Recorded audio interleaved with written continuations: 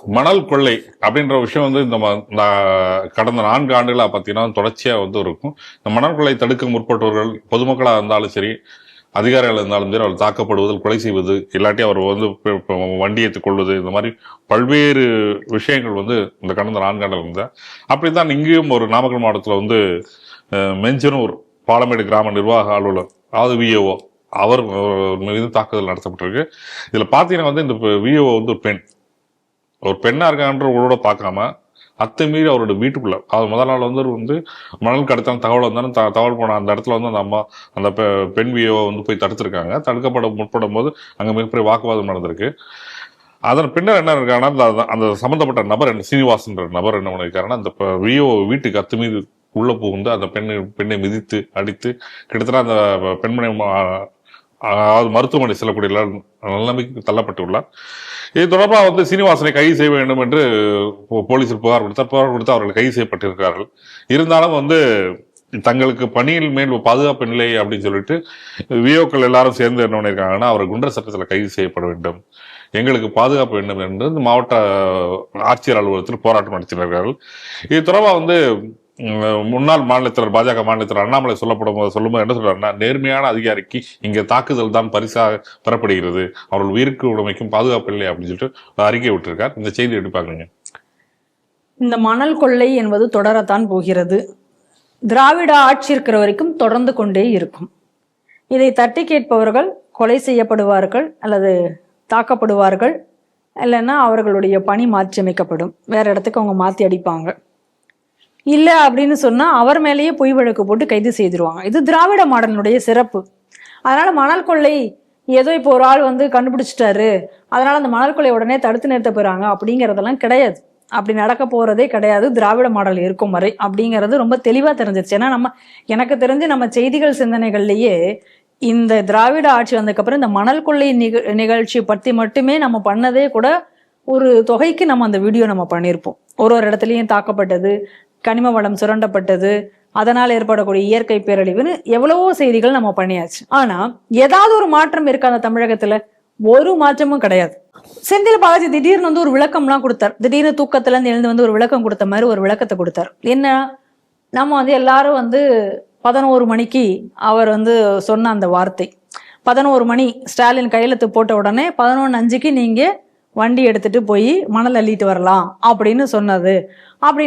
அன்னைக்கே சொல்லிட்டாரு, அதான் இன்னைக்கு நடக்குது அப்படின்னு வந்து இன்னைக்கு இருக்கக்கூடிய விமர்சனங்களை வைத்த உடனே அவர் வேகமா அதுக்கு வந்து நான் அப்படி சொல்லல, மாட்டு வண்டியில மணலை எடுத்து வர்றதுக்கு அனுமதி தரப்படும், அதுல கையெழுத்து போடுவாரு அப்படின்னு தான் நான் சொன்னேன் அப்படின்னு சொல்லி, அதாவது கிட்டத்தட்ட ஒரு இந்த விஷயத்த அவர் சொன்னதுல இருந்தே எல்லாருமே கேள்வி கேட்டு கொண்டிருக்காங்க.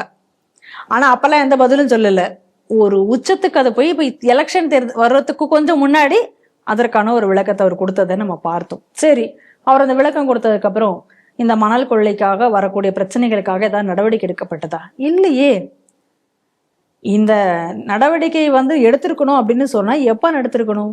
முதல்ல ஒரு தாசில்தார் வெட்டி கொல்லப்பட்டார் அவருடைய அலுவலகத்துல வச்சு. நடந்ததா இல்லையா இதே தமிழகத்துல? அப்பவே நீங்க அதை தடுத்து நிறுத்திருந்தா, அப்பவே இது மேல ஒரு கடுமையான ஆக்ஷன் எடுத்திருந்தா இவ்வளவு மணல் கொள்ளை நடந்தே இருக்காது. இதுக்கு மணல் கொள்ளை நடக்குதுன்னு கோர்ட்ல வர கேஸு, அது அமலாக்கத்துறை வேற தனியா வந்து அதுக்காக வழக்கெல்லாம் போட்டாங்க. அதுக்கப்புறம் அது வந்து என்ன ஃபுல்லா வந்து ஐஐடி வைத்து கொண்டு அந்த இதெல்லாம் வச்சு ஆய்வு பண்ணாங்க. ட்ரோன் வச்சு இந்த பெரிய ஆய்வுகள்லாம் நடந்தன. அதுல எவ்வளோ மோசடி நடந்திருக்கு, எவ்வளோ கவர்மெண்ட் கிளாஸ்ன்னு எல்லாம் கண்டுபிடிச்சு சொன்னாங்க. அதுக்கப்புறம் ஃபர்தரா அதான் நடந்ததா? நடக்கல. கலெக்டர்கள்லாம் கோர்ட்டில் ஆஜராகணும் அப்படின்னு சொல்லி இடி சொன்ன பொழுது அதற்கு தமிழக அரசு எதிர்ப்பு தெரிவிச்சு கோர்ட்ல வழக்கு தொடர்ந்தது. அதாவது இடிக்கு முன்னாடி கலெக்டர்கள் ஆஜராக வேண்டும் அப்படின்னு சொன்னதுக்கு கோர்ட்டுக்கு போய் வழக்கு தொடர்ந்தது. இல்லை, இந்த மணல் கொள்ளையை தடுக்க போறோம்னு அப்பயும் சொல்லல. ஜகுவர் அலி தாக்கப்பட்டார். ஏன்னா அவர் அந்த கம்ப்ளைண்ட் பத்தி வீடியோலாம் போட்டதுனால அவர் தாக்கப்பட்டார். அப்புறம் என்ன பண்ணாங்க, விஏஓக்கெல்லாம் சேலத்துல ஒரு பெரிய போராட்டம் ஒன்று அறிவிச்சாங்க. எங்களுக்கெல்லாம் இன்னைக்கு வந்து பாதுகாப்பு இல்லாமல் போச்சு, அதனால எங்களுடைய தற்பாதுகாப்புக்காக நாங்கள் ஆயுதம் வைத்துக் கொள்வதற்கு எங்களுக்கு அலோவ் பண்ணணும், எங்களுக்கு ஆயுதம் வழங்குக அப்படின்னு சொல்லி கேட்டாங்க. எல்லாத்தையும் பார்க்குறோம். ஏதாவது ஒரு ஆக்ஷன் இவ்வளோ நடந்துக்கு அப்புறம் இப்போ கூட விஏஓக்கெல்லாம் வந்து போராட்டம் நடத்திட்டு இருக்காங்களாம். ஏன்னா இவனை உடனடியாக அவனை குற்றச்சட்டத்தில் வந்து கைது செய்யணும் இந்த ஆளை அப்படின்னு சொல்லிட்டு செய்யவா போறாங்க. அதனால் அப்படியே செஞ்சா மட்டும் என்ன ஆக போகுது? ஒன்றும் நடக்க போறது கிடையாது. ஏன்னா இன்னைக்கு ரொம்ப தெளிவா இன்னைக்கு வந்து அஜெண்டா தெளிவா செட் ஆயிருக்கு. ஏதாவது ஒரு போலீஸ் கிட்ட போய் நீங்க கம்ப்ளைண்ட் கொடுக்க போனீங்கன்னா, அந்த சம்பவம் நடந்ததே. ஒரு போதை பொருள் போதையினால வந்து பிரச்சனையா இருக்கு, எங்க வீட்டு பக்கத்துல வந்து பசங்க எல்லாம் போதை தண்ணி அடிச்சுட்டு போதை பொருளை சாப்பிட்டுட்டு பெரும் பிரச்சனையா இருக்கு அப்படின்னு சொல்லி போய் ஸ்டேஷன்ல போய் கம்ப்ளைண்ட் கொடுத்தா, ஏமா நீ இங்கெல்லாம் வந்து கம்ப்ளைண்ட் எல்லாம் கொடுத்துட்டு இருக்காத, ஒரு ஆக்ஷன் எடுக்க முடியாது, நீ வேணா வீட்டை காலி பண்ணிட்டு போய்க்கோ, உனக்கு பாதுகாப்பு வேணும்னா. இதுதான் நிலவரம். அப்படியே எவனாவது ஒருத்தன் போய் கம்ப்ளைண்ட் கொடுக்குறான்னு வச்சுக்கலாமே, அப்படி ஏதாவது இந்த போலீஸ்காரர் ஏதோ கொஞ்சம் நல்லவர் போல இருக்கு, பாவம் பார்த்து நீ வேற வீட்டை காலி பண்ணிட்டு போமான்னு சொல்லி அனுப்பிச்சு விட்டாரு. இதே சில இடங்கள்ல என்ன ஆகுது, போய் ஸ்டேஷன்ல கம்ப்ளைண்ட் கொடுத்தா கம்ப்ளைண்ட் கொடுத்தவன் யாருன்றத அந்த குற்றவாளிக்கிட்டேயே நியூஸ் போயிடுது. அவனே வந்து இவன் அடிச்சு போட்டுடுறான். நீ எப்படா போலீஸ்ல போய் கம்ப்ளைண்ட் கொடுக்கலாம் என்ன பத்தி அப்படின்னு சொல்லி இவன் அடிச்சிடுறான். ஆக மொத்தம் யாரும் பேசாத, யாருமே எந்த சண்டை எங்க என்ன நடந்தாலும் அதை நீ கண்டுகொள்ளாம நீ போயிட்டே இரு, அப்படின்னா நீ சேஃபா இருப்ப. நீ போய் இதை கம்ப்ளைண்ட் பண்ணணும், இதை நான் சீர்திருத்த போறேன்னு நீ நினைச்சே அப்படின்னு சொன்னா நீ இதில் இருக்க முடியாது. அதான் இன்னைக்கு நிலைமை. அது எந்த குற்றமா இருந்தாலும் சரி, அது மணல் கொள்ளையா இருந்தாலும் சரி, எதா இருந்தாலும் சரி, இதுதான் குற்றம், இதுதான் நடக்கிறது இன்னைக்கு.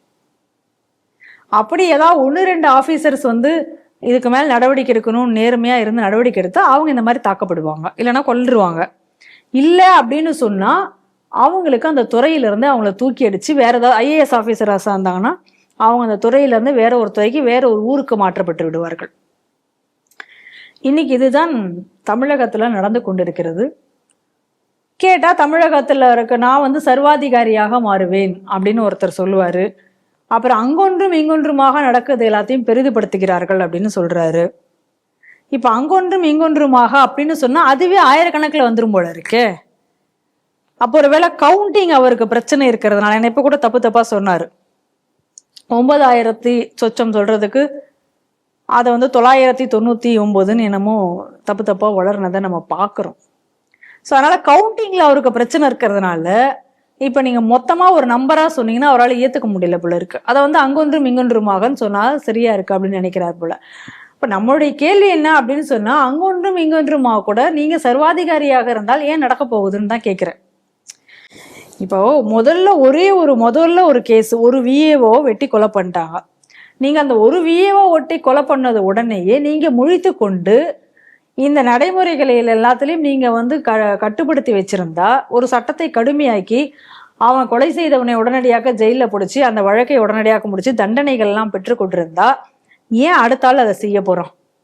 செய்ய பயப்படுவாங்கல்ல, ஆட்டோமேட்டிக்கா பயம் வந்துரும்ல. இப்ப கூட ஒரு செய்தி படிச்சேன், சேலம் தீவிட்டிப்பட்டி பக்கத்துல பாத்தீங்க அப்படின்னு சொன்னா தொடர்ந்து வந்து மணல் கொள்ளை நடந்து கொண்டுதான் இருக்கு. அந்த மணல் கொள்ளையை வந்து தட்டி கேட்கறதுக்கு யாருமே ஆளே கிடையாது. அது பாட்டில் இயல்பா நடந்துட்டு இருக்கு. அதுக்கு தேவையான யார் யாருக்கு என்னென்ன பணம் தரணுமோ அந்த பணம் எல்லாம் கொடுக்கப்படு வருகிறது. கரெக்டா? அதனால யாராவது போய் ஏன் இது மாதிரி நடக்குதுன்னு கேட்டா கேட்கறவங்கள தான் அவங்க வந்து கடுமையாக சாடுகிறார்கள். அதுல அந்த பத்திரிகைக்காரங்களாம் கூட தாக்கப்பட்டாங்க, நான் கூட பாக்குறோம். ஏன்னா யாராவது நியூஸ் எடுத்து வெளியில போட்டா அந்த பத்திரிகைக்காரனை தாக்கிடுறது. இப்ப இந்த பத்திரிகைக்காரர்கள்லாம் ஐயோ எங்களுடைய பிரஸ் இது போயிடுச்சு, எங்களுடைய கருத்து சுதந்திரம் போயிடுச்சுன்னு கத்துவாங்க. மற்றது ஏதாவது ஒரு விஷயம் நடந்தது அப்படின்னா இவங்க ஏதாவது தேச துரோகமான கருத்துக்களை எல்லாம் வெளியிடுவாங்க. அப்ப வந்து மத்திய அரசு ஏதாவது ஆக்ஷன் எடுத்ததுன்னா போச்சு எங்களுடைய குரல் வழியை நெருக்கிறது அப்படின்னு பேசுவாங்க. ஆனா உண்மையாலுமே அவங்க ஒரு நடந்துட்டு இருக்க ஒரு சம்பவம், ஒரு மணல் கொள்ளை நடந்து கொண்டிருக்கிறது, ஒரு மலையை காணோம் அப்படின்னு எல்லாம் ஒரு பத்திரிகையை வந்து செய்தியை வெளியிட்டது அப்படின்னு சொன்னா தமிழகத்துல அந்த பத்திரிகையாளர்கள் தாக்கப்பட்டார்கள் அப்படின்னு சொன்னா இந்த மற்ற பிரஸ்காரங்களாம் வாய் மூடிட்டு இருக்காங்க. இந்த மாதிரி அதிசயம் எங்கேயாவது நீங்க நடக்குமா பார்த்திருக்கலாம்? தமிழகத்துல நடந்துட்டு இருக்குல்ல. இப்ப இந்த என் ராமெல்லாம் அந்த என்ன சொல்றாரு, இந்த மாற்றத்திற்கான ஊடகவியலாளர் சங்கமா என்னமோ ஒண்ணு வச்சு நடத்துறாரு. ஆனா உடனே இப்ப அதுல இருந்து அவங்க கத்திட்டு இருப்பாங்க, ஐயோ பத்திரிகை சுதந்திரம் போச்சு அப்படின்னு சொல்லிட்டு. இப்ப எவ்வளவோ பத்திரிகைக்காரர்கள் இந்த மாதிரி எல்லாம் தாக்கப்பட்டிருக்காங்களே. இப்ப ஒன்றும் இல்லை, இந்த ஜாஃபர் சாதிக் போதை வழக்குக்காக போய் கவர் பண்ண போனாங்க. அமலாக்கத்துறை ரெய்டு வந்தபோது அவங்க அதெல்லாம் இந்த நியூஸை கவர் பண்ண போனாங்க. அப்ப அங்க அவங்க அடிச்சு விரட்டப்பட்டாங்க. அப்ப இந்த பத்திரிகையாளர் சங்கம்லாம் எங்க போச்சு? யாருமே பேசலையே. அப்ப இதே போல இந்த சேலத்துல இதே மணல் கொள்ளையை எடுக்கத்தான் போனாங்க. அங்க வந்து பத்திரிகையாளர்கள் தாக்கப்பட்டார்கள், கேமராவோ ஏதோ உடைக்கப்பட்டது, அந்த சம்பவம் நடந்தது. அப்ப எதுவும் பேசல. நியூஸ் 24/7 அந்த சித்ராங்கோடு கன்னியாகுமரி சைட்ல இருக்கக்கூடிய இந்த சித்ராங்கோடு மலையே காணாம போச்சுன்னு கவர் பண்ண போனாங்க. அவர்கள் அங்க தாக்கப்பட்டார்கள். அப்ப இந்த பிரசுக்காரங்களாம் வாயை திறக்கல. அப்ப அவங்க எல்லாம் எங்கே போனாங்க, இந்த பத்திரிகையாளர்கள் சங்கம்லாம் எங்கே போகுது அப்ப அப்படிங்கக்கூடிய கேள்வி நமக்கு கிடையாது. ஆனா அத மொத்தத்துல என்ன அப்படின்னா, தமிழகத்துல நடக்கக்கூடிய அநியாயங்கள் அக்கிரமங்களை யார் வெளியில் கொண்டு வருகிறார்களோ அவர்கள் தாக்கப்படுவார்கள், அல்லது அவர்கள் மேல பொய் வழக்கு புனையப்படும். அது பாமர மக்கள், சாதாரண மக்கள்களாக இருந்தார்கள் என்றால். மற்றபடி அவர்கள் அதிகாரிகளாக இருந்தார்கள் என்றால் அவர்கள் தாக்கப்படுவார்கள், இல்லைன்னா அவர்கள் மாத்திடுவாங்க, அந்த இடத்த விட்டு அவரை மாத்தி தூக்கி போயிருந்துருவாங்க. போலீஸ் அதிகாரிகளா இருந்தாலும் அவங்களுமே கொஞ்சம் யோசிப்பாங்க. ஏன்னா இப்ப சொல்லியிருக்காங்க, போலீஸ் காவல் அதிகாரிகள் கூட வந்து அந்த ரோந்து போறவர்களுக்கெல்லாம் வந்து இப்ப ஆயுதம் வச்சுக்கோங்க, இல்லை அப்படின்னா உங்க நிலைமை மோசமாயிடும். ஏன்னா அதுவும் பார்த்தோம் இப்ப என்னெல்லாம் நடக்குதுன்னு, அவர்களுக்குமே தாக்குதல் நடக்கப்பட்டதில்ல, அவர் மேல தாக்குதல் நடத்தலாம் பார்த்தோம் அப்படின்னு சொல்லியிருக்காங்க. அதனால இன்னைக்கு சட்டம் ஒழுங்கு தமிழகத்துல சந்தி சிரிக்கிறது என்பதுதான் உண்மை. அதனுடைய ஒரு விஷயம் தான் மீண்டும் இன்னைக்கு நாமக்கல்ல நடந்திருக்கு. அதுதான் நம்ம பார்க்கணும். இது நிக்க போறதுல தொடரும்.